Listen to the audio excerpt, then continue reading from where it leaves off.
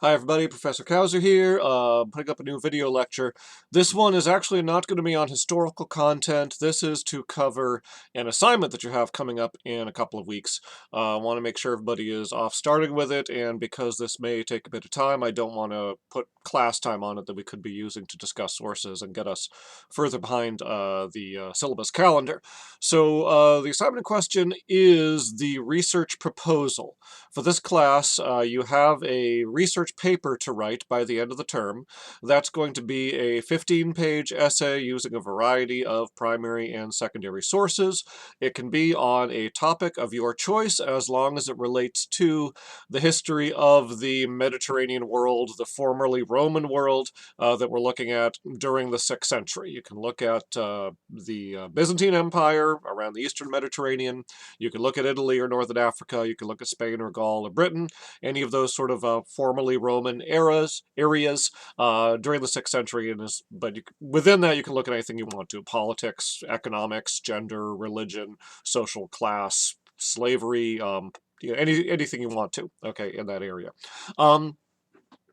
That's to be like I say, a 15-page research paper that you will be submitting at the end of the term and also giving an oral presentation on. In order to get you launched on it correctly, you need to produce a proposal that you'll be submitting to me for some feedback on in order to get yourself started framing a question and starting getting the research done prior to, so that you're not doing it at the last minute, the last couple of weeks of class. Okay, I want you to get started on it now and spend the remainder of the term down to the beginning of December working on this project. Okay, so there is a description of the proposal part of the assignment on the Moodle page. I want to walk you through it orally a bit now in this video lecture, so you might want to pull it up and take a look at it. You can follow along as I discuss it. And then if you have any questions about it, you can bring them up during class, okay? The proposal has two parts. The first part is the proposal proper, and the second part is a preliminary bibliography. This is not an essay where there's going to be a huge amount of writing. I'm not concerned about page count here. The proposal part one, is going to have 3 paragraphs. That'll probably take you a page or two to write, and we might run into a third page if they're long paragraphs, but there's no fixed number of pages that it has to be, but 3 paragraphs, and then you're going to have 15 items minimum on your preliminary bibliography. So on the proposal side, your 3 paragraphs, what are they? What are you putting in there? The first paragraph you'll be writing is background introductory information. Okay, just give me some lead up, setting the context for narrowing down into the specific topic that you'll be doing. So if you're doing the economy of the Byzantine Empire, you might make some general comments about the Byzantine Empire and its economy, and something to sort of lay the groundwork, setting up your question. Or if you want to do religion in Anglo-Saxon England, then a little bit of background information on that. Okay, so just broad background information to lead me into where you're going with this and what kind of a question you'll be asking, which is the real nub of it. Okay, so that's the first paragraph, an introduction. Your second paragraph is the crucial one, right? You're going to want to spend a lot of time honing this and thinking about this and making it as sophisticated as you possibly can. The second paragraph has a couple of tasks to do. First of all, it will set out what the actual research question is that your paper will be attempting to answer. Okay, defining your question specifically is very important. What you want to do to think about framing that question is think about the type of history you want to be writing. Okay, historians our work is classified into various forms of history, which basically correspond to the different areas of human experience and activity that we're researching. Okay, so for example, you could be writing political history, looking at the exercise of power and how governments operate, military matters, legal matters, that kind of a thing, the way the society is ruled and governed, and the way people obtain power in it. You could be writing an economic history paper, looking at wealth and how wealth is generated and transferred and used in a society, looking at things like agriculture or trade or production, monetary systems, that kind of a thing. That's all economic history. You might do social history, which, for those of you who haven't heard me talk on this before, does sometimes confuse people a little bit.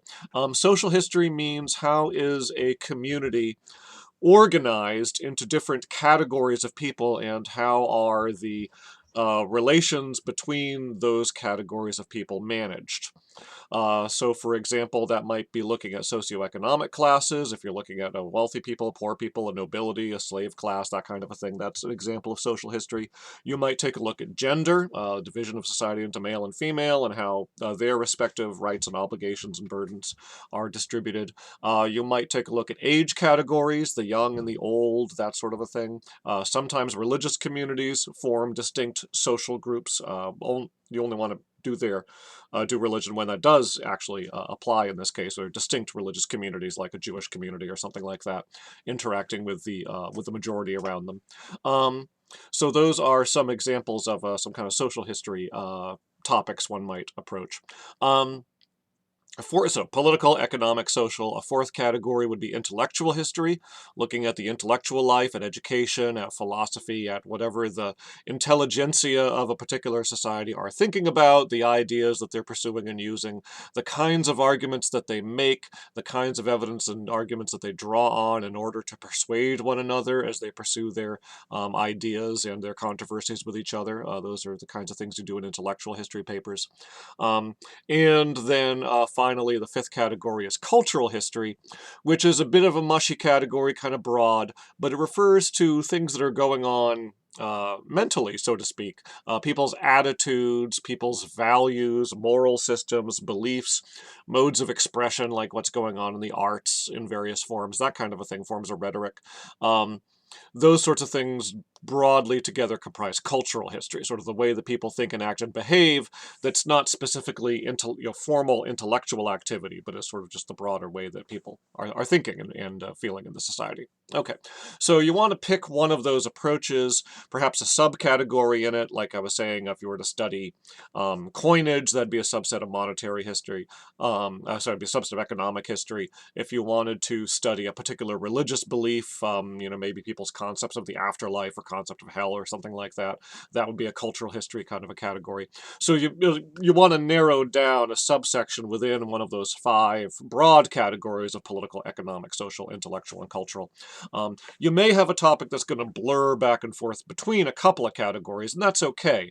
For example, if you're looking at political ideology, it's partly political history because it pertains to how people are using power and legitimizing power, but it's also partly a cultural history topic because legitimacy has to do with ideas of right and wrong and morality, and those tend to be cultural history topics, right? That's okay, you can blur them together. These different categories are not straitjackets that have to be totally sealed off from each other, but you want to make sure that you're using the categories to define specifically what it is that you're interested in getting at. Okay? Use them in order to formulate a question. And when you do formulate a question, you want to avoid a couple of pitfalls. One, make sure it's a question which is well-focused, which is detailed, which is not something which has too obvious of an answer, right? You need a question which is going to require research to be answered. Okay, something you can't just sort of answer off the top of your head or with vague generalities. Has to be something you really need to dig into and present evidence in order to be able to build a case for a viable answer to that question. All right, so push it that way. Don't do something that's too easy. Secondly, you want to avoid value judgments, right? Now, in our postmodern era, there's a lot of discussion of whether it's actually possible or not to be fully objective in history. We all do bring our preoccupations and our prejudices and our backgrounds and so forth into our historical studies, as with other things. Nevertheless, there still is an important value on objectivity in the study of history. A good measure of objectivity is to avoid explicitly bringing in your own value judgments. They may be inevitable, it's there somewhere, but they ought to be subtle and not very noticeable. And a good standard is this a question that anybody could take an interest in? Or is it going to wind up with you arguing a thesis that anybody could agree you've done a valid job arguing your case and using evidence, even if the person does not share your particular background or bias or point of view? Right, that's kind of a good standard for objectivity. Is it something that would be meaningful and useful to people who are not already in your camp, so to speak? Okay, so does it have more universal applicability than that? Okay, so avoid value judgments. That may be what's right and wrong about something. It could be positive value judgments. You want to avoid those as well, right? Why was so-and-so a good leader, or, why was this a good thing? That's not a great question to be asking. Same as why is this a bad thing is also not a great question. Those are value judgments and not really objective sorts of avenues of approach in history. Okay, so make sure you're giving yourself enough meat to dig into. Make sure you're avoiding value judgments, and somewhere in there you're going to find a good question you can ask, which will be something that will require you to use evidence, require you to build an argument, require you to do analysis of your sources, but which will not be drawing you into kind of editorializing and moralizing about whatever the topic is. Okay, so that's something you want to be paying attention to. Okay, so formulating a question, a really good question, is one of the major things I'm going to be grading you on, right? How much thought and how well crafted of a question do you come up with? The other thing that this second paragraph is going to do after setting up the question is tell me what kinds of primary sources are available to tackle that question with, and how will you go about using them? What sort of approach will you take to them? What sort of challenges and problems are there getting information out of sources like that? I think back at the beginning of class, I may have used the example of a James Bond movie, right? Which can be used as a primary source to understand certain kinds of things about our society, but not other things, right? It does not give you factual information about real people and what they actually did, because it's a work of fiction, but it is very useful for things like understanding cultural values, right? By sort of analyzing it as a work of entertainment and thinking about it in terms of the audience and culture that would consume such a form of entertainment, and what does its themes and features say about the culture of that audience and about the people who produced it, right? So that's the kind of thing that you want to be paying attention to. Sort of what kinds of sources do you have? Are you looking at laws? Are you looking at sermons or religious treatises? Are you looking at economic documents or government records or something like that? Are you looking at exchanges of letters between people? What sort of primary sources are there that actually pertain to your question? And what sort of interpretive challenges do they pose? What kinds of information can you get out of them? What can you not get out of them? How are you going to use them in a way which will enable you to take advantage of what they're good for, and avoid getting into pitfalls with what they're not good for? Okay, and that part, discussion of the primary sources, is what's really going to separate out the A proposals from the ones that are less than an A, right? If they sort of show some real preparation and awareness of what you're getting into here.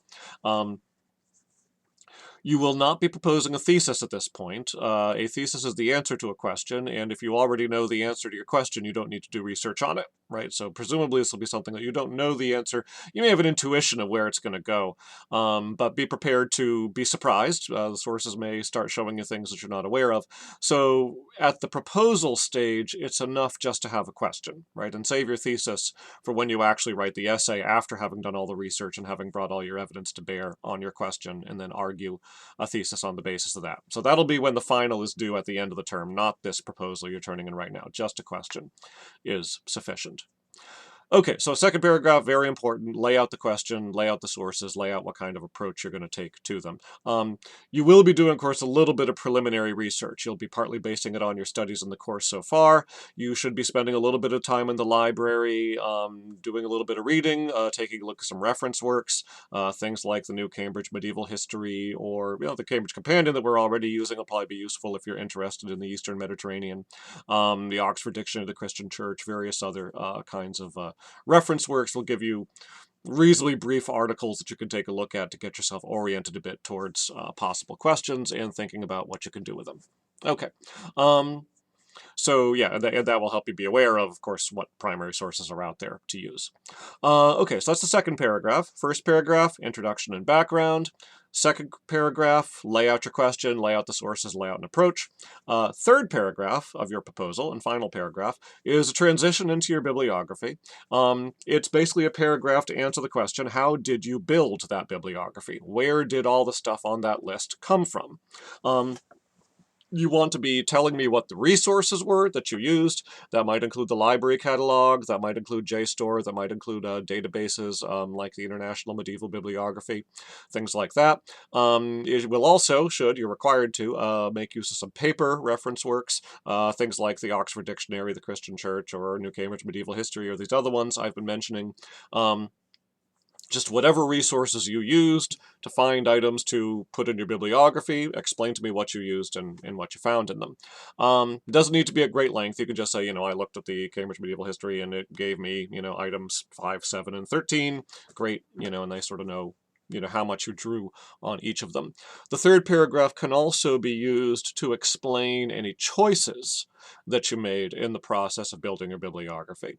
A couple of major areas where that might apply. One is if there is anything in your bibliography that is not in English. I'm going to want to know, are you actually capable of reading and understanding a piece of scholarship that's not in English? Sometimes I see these bibliographies come in, there are works in French, there are works in Dutch, there are works in Japanese, or who knows what language, or original sources in Greek or Latin or something. And unless you inform me that you actually have a background that will enable you to work with those, I'm going to assume that you just brainlessly cut and pasted them off a list of hits that came up on a database search, and you weren't not actually thinking, right? And that does not reflect to your credit. I need to see a bibliography that's intelligently put together, where you made deliberate choices of material you could use. So if there's something in there which raises an eyebrow, by being in a foreign language, for example, you should inform me, yes, I'm in third year French and I'm perfectly capable of reading an article in French, or I've been studying Latin and I'd like to actually read a Latin source in the original. So, okay, good. Then I know why that's there. Okay, and know that you're not just tossing it on brainlessly off an electronic search. The other kind of thing that often comes up as an unusual choice is older works of scholarship, right? Normally, when you're looking at secondary sources, scholarly works, you want to be relatively up to date and try and use the more recent works so you can be aware of the most current thought on the subject.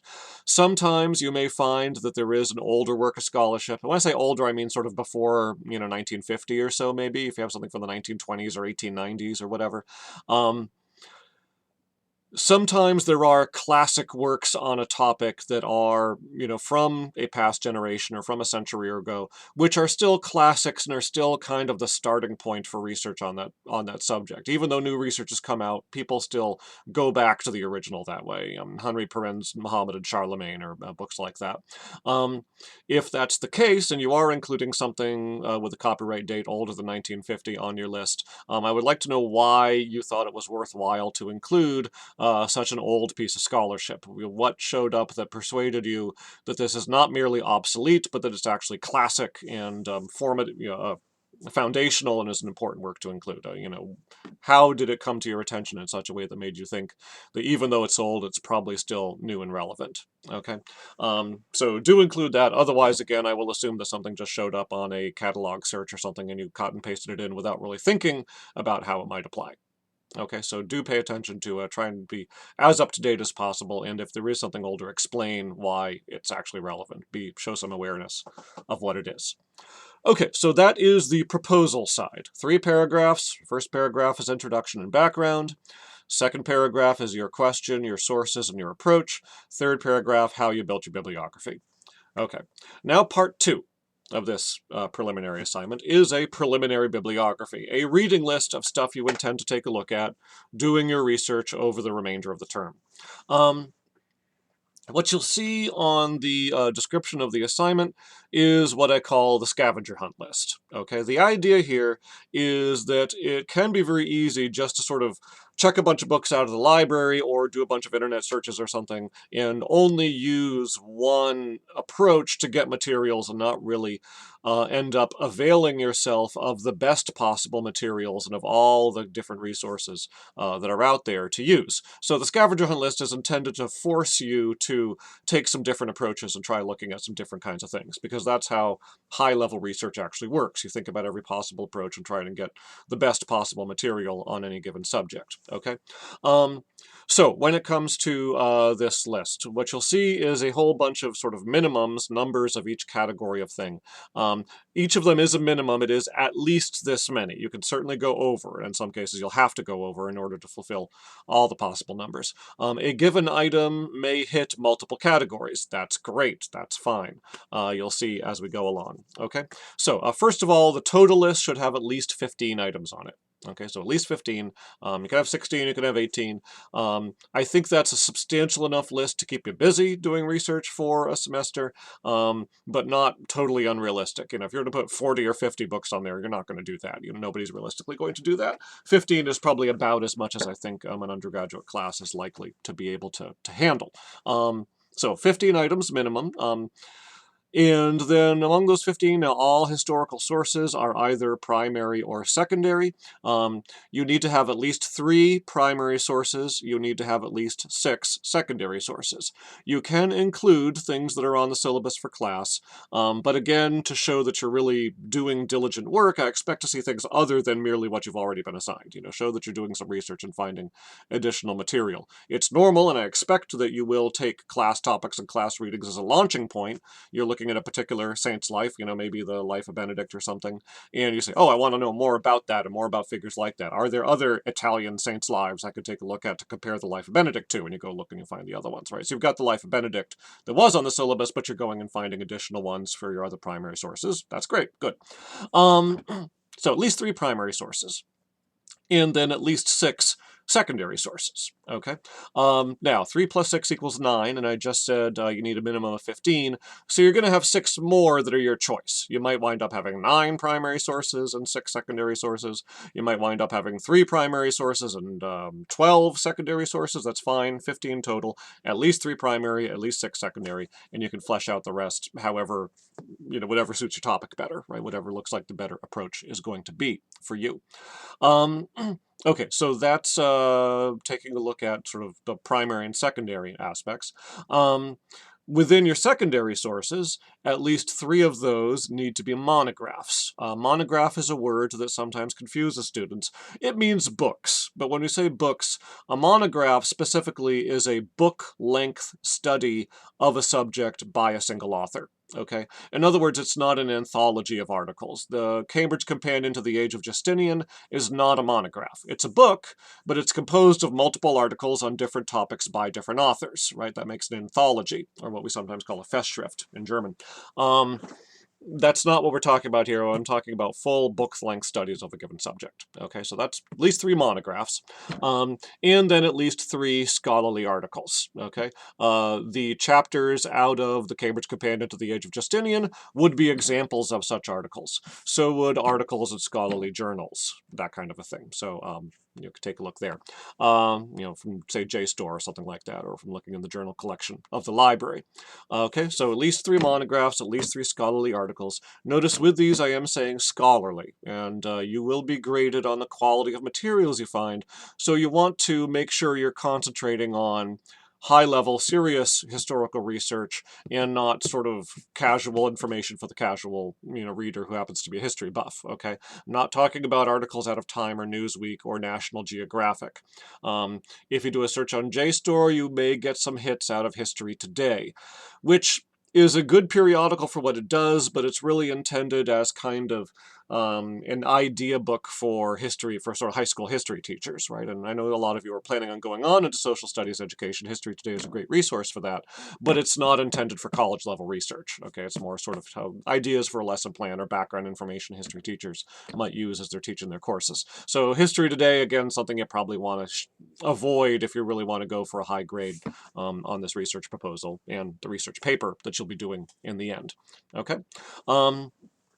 All right, so primary and secondary sources. And then there are a few other things you're going to be also needing to do.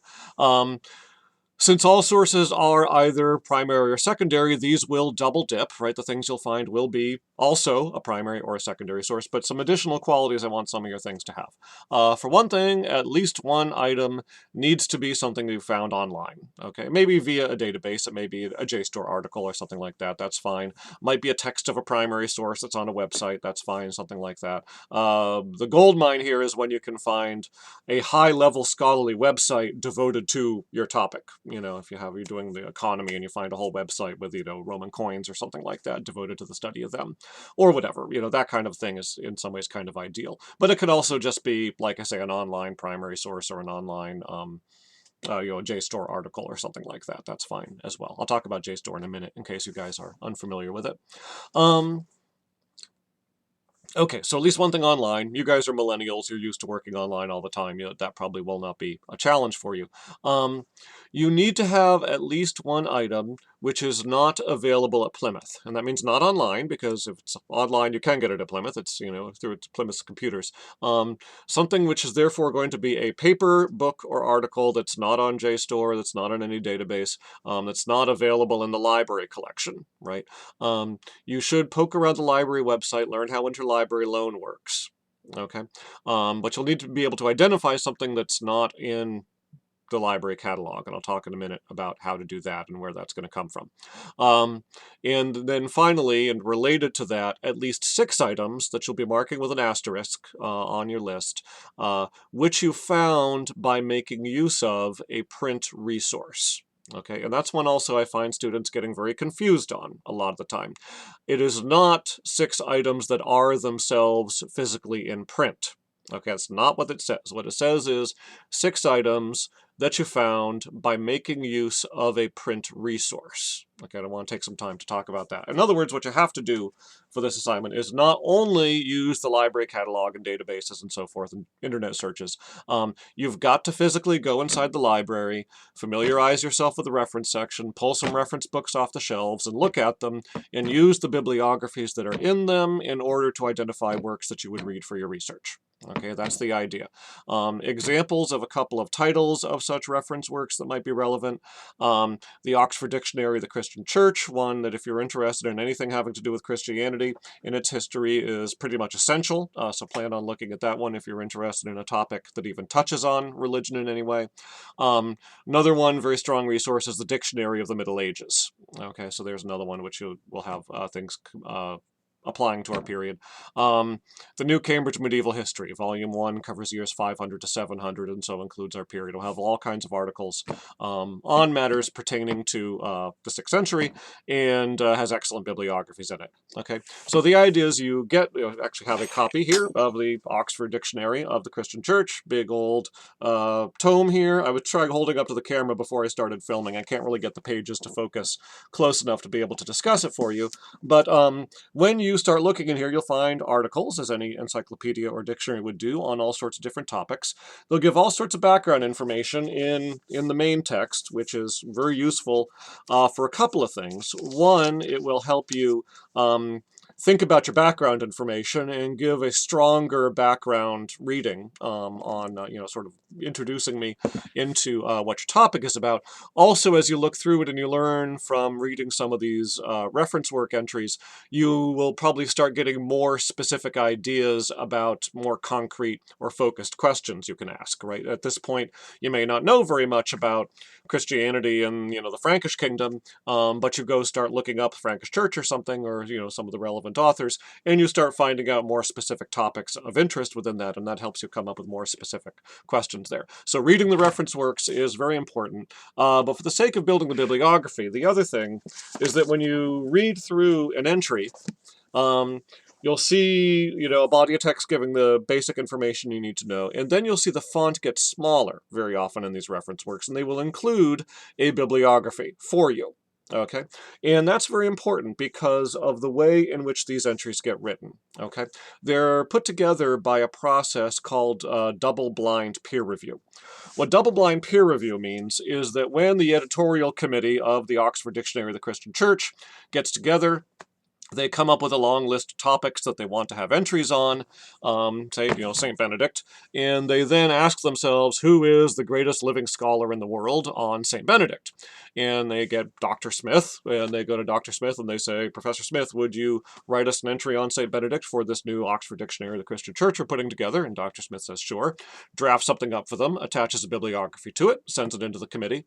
What the committee then does is erases Professor Smith's name from it and sends it over to Professor Jones, who is the world's other great leading expert on St. Benedict. And they say, Professor Jones, we've got this draft of an article for our new dictionary.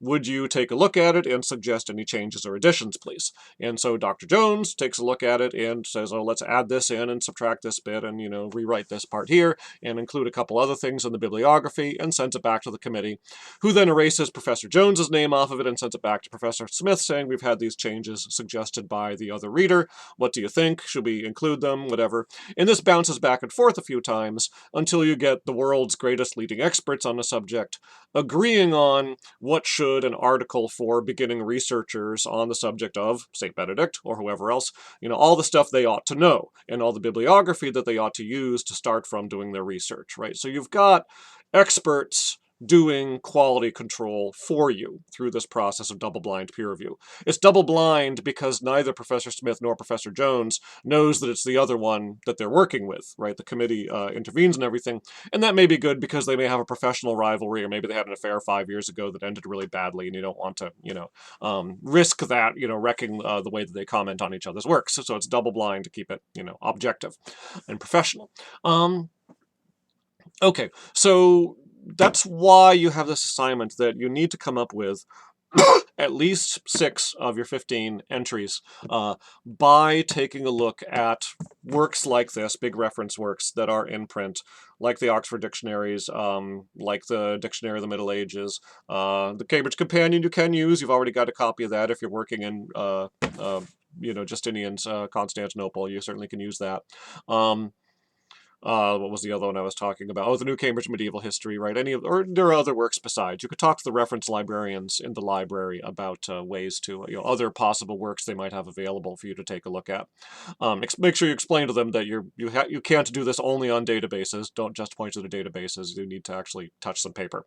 So work with those. And start pulling from the bibliographies. In many cases, they will also help. They'll help you with a couple of categories here. One, library catalogs and such do not categorize by primary versus secondary source for historians. They're not convenient for us that way. However, a historical reference work, like a dictionary or a specialized encyclopedia, will often begin its entries by listing primary sources first, if that's relevant, right? So you'll often get a guide to the available primary sources right at the beginning of the bibliographic entry, and then it will go on to the secondary sources after that, so that's relevant. Obviously, you want to scan through it and ignore anything that's not in a language you could read, but there will be stuff there in English, and if you speak any other languages, you may find entries in those other languages as well.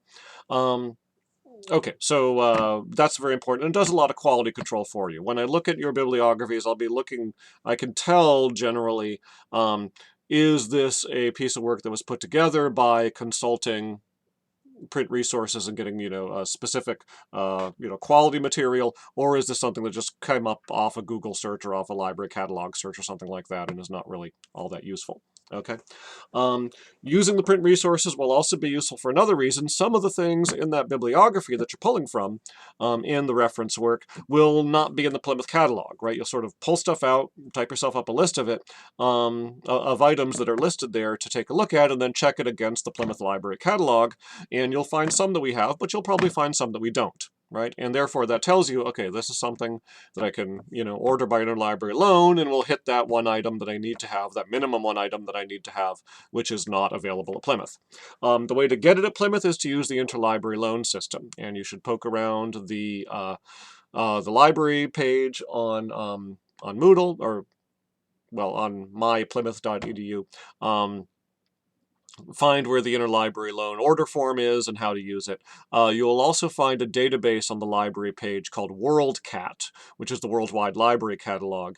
And when you search a title on that, you'll find it will list libraries around the world that do have the item. Okay, and that's kind of useful because that could speed up the interlibrary loan process. If you save the ILL librarians the trouble of searching for a copy, tell them, here is the nearest library that has it, here is the OCLC number, please get me that copy, and they can do that for you. Okay, so that's a very useful thing to have access to. Okay, so far so good. So I've talked about using print reference resources, using them to help you identify primary sources, using them to help you identify what's not available at Plymouth, which is very useful, and why double-blind peer review is useful there. Okay, so far so good with all that. Let me also talk a little bit about some of the electronic resources that are out there. One that's very useful, I use it a lot to come up with teaching materials. If you're still having a hard time finding primary sources, take a look at the Internet History Sourcebooks page out of Fordham University, fordham.edu, run by a guy named Paul Halsell. Very, very useful. Lots and lots of material linked to there. It's been going on a while, so some of the links are dead, so it's not automatically useful, and it's not equal representation of all different possible eras of history and so forth. So some things will be there, some things will not. The other drawback to it is that because it is the internet, the primary sources you'll find there will be common domain translations, which means they're generally at least 75 or 100 years old. And so they tend to be a little bit harder to read, a little bit more sort of, 19th century English. A little bit more of a tangle to get through sometimes compared to a more modern translation that might have been done the last 5 or 10 years. But still very, very useful for finding primary sources in translation. Another electronic resource that you should make use of is JSTOR, which is another database you will find via the library webpage. It's JSTOR. I do not remember what it stands for. Journal storage something or other, I assume. If you go to JSTOR, and particularly if you use advanced search, that will pull up. You can do all kinds of searches on it, slice and dice them lots of different ways, and it will pull up academic articles, generally academic, except History Today gets in there, which can be very useful. And you need to kind of massage your searches. Sometimes you'll try to search one way, it'll come up with 10,000 hits, which is way more than is useful to look at. Other times you'll do a search and come up with nothing, or with only one. Sometimes you will, search what seems like a perfectly decent word like Justinian or Constantine, and then you get a pile of references to other Justinians or Constantines apart from the one you're looking for. Make sure you're, actually getting the correct one that you're looking for. So you'll need to, use it, try and massage your searches in different ways and check on it. One thing about JSTOR that I should include, though, as a warning, is that it includes book reviews that have been published in scholarly journals, as well as actual research articles. Okay, you can usually tell the book reviews because they're only a page or 2 or 3 long, right? An academic article is normally longer than that, normally 15, 20, 30 pages. If I see an item showing up in your bibliography that's presenting itself as an article and it's only a page or 2 long, I'm going to take a look at it and see if it's a book review, and I'm going to ask, why don't you just put the book down, right? That's one of those ways to indicate whether you're really putting the full effort into doing this and thinking intelligently about what you're putting on your list, or if you're just cutting and pasting things into your bibliography that came, off a JSTOR search in this case. There is an option to limit your search in JSTOR when you're using advanced search, so you can specify only to show you articles and not to show you reviews, and that should eliminate most of that, hopefully, if it's working correctly. So JSTOR can be very useful there as well. Okay, so by the time you come out of all this, you will have a research proposal, 3 paragraphs, an introduction, a paragraph on your question and sources, a paragraph on how you built your bibliography, and you're going to have a bibliography which is going to have at least 15 items on it, at least 3 of them primary sources, at least 6 of them secondary sources, including both monographs and articles. You'll have at least 1 item which is online somehow, might be just a JSTOR article or a primary source text online, might be a whole website devoted to something. Either way, that's fine. At least 6 of those items will be things that you found by consulting printed reference works and paper. You've actually spent some time in the library doing this and have found them and put them together. Let's see, and that should pretty much set it. Now, you'll be turning this into me in, I forget what the date is, it's on the Moodle page, it's in a couple of weeks. Gives you time. This should require just 1 good afternoon or evening or so in the library, but a lot of thought, right? It's not a lot of writing, but it is a lot of thought at this stage. You'll be turning it into me, I'll be getting it back to you with feedback and suggestions for ways to improve your idea for research. Don't wait for me to get started, right? Start ordering your interlibrary loan stuff. That could take a couple of weeks to come in sometimes. You don't want it to arrive at the last minute so that you don't have enough time to read it. Start getting stuff out of the library, start doing reading. And as you get comments back from me, then certainly you can, start focusing what you're doing more. It's part of the research process. Topics tend to shift. You think something sounds like a good idea, but you just can't find material on it. Another rabbit trail opens up, you start following that, and next thing you know, you've got a much more interesting topic, a little tangential to what you thought you were going to be doing. A book that looked from the title like it would be really useful, you start reading it and you realize it's actually not useful at all, you discard it, you go find another one, however, something pops up in a footnote and say, oh, that looks like what I ought to be looking at, and you go pursue that trail and you start finding other useful material. The whole point being, your project is going to change after you submit the proposal. Don't wait for it to be finalized that way. Start the process as soon as possible of getting material together, asking questions, getting notes written, and get it started, because the sooner you get started, the better your final project will be. Finally, this is a project that you can ask me all that you want as far as questions, ideas about how to make your question better, more focused, things you could pursue, sources you could try taking a look at, scholarship that might be relevant. If you complete drafts early or outlines or things like that, feel free to show them to me. Stop by my office hours, or talk to me after class or something, and we can go over that and see how they're improving. This should be a process that you're not just holding up all by yourself, but that you're actually working with me and with other people, I suppose, if you want to, coming up with the best possible project that you can. Okay. Looking forward to seeing how these come out. You can ask me questions, but let's try not to take up too much class time with them if we could avoid it on Monday. And thank you, everybody. Bye-bye.